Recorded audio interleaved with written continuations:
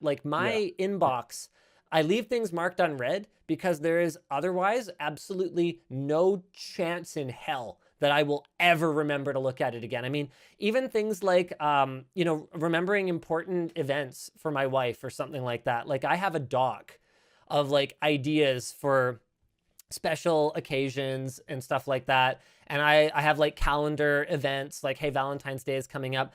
There's this one time when we've just started going out that I pulled like the biggest bonehead move. I think I've talked to you about it on the WAN show before, so I'm not going to go real deep into it. But pretty much we were at school and I like invited her to come over after school, which was no small feat because we went to school at UBC, which is at the very, very west end of the Vancouver area. And I lived in Maple Ridge, which is by train, which is how we were going, about 3.5 hours. So if we're done class at like, early afternoon, mid afternoon, like we're only going to get a couple hours together before I have to drive her home.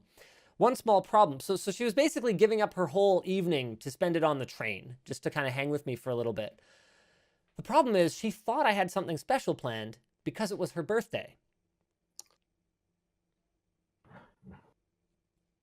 So she Oh, I think I thought remember this, but it's been a she while. had Oh plans with her my family that evening goodness. that she bailed on because she Whew. thought her boyfriend had something really special that he was going to do for her birthday. And it wasn't until we reached the train station, okay, the West Coast Express. It wasn't until we reached the train station. And it's not that I don't know her birthday. I know her birthday.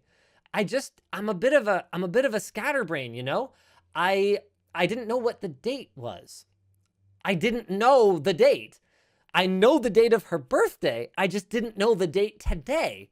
So I got my train ticket and it had the date in big bold letters on it. I went, holy sh.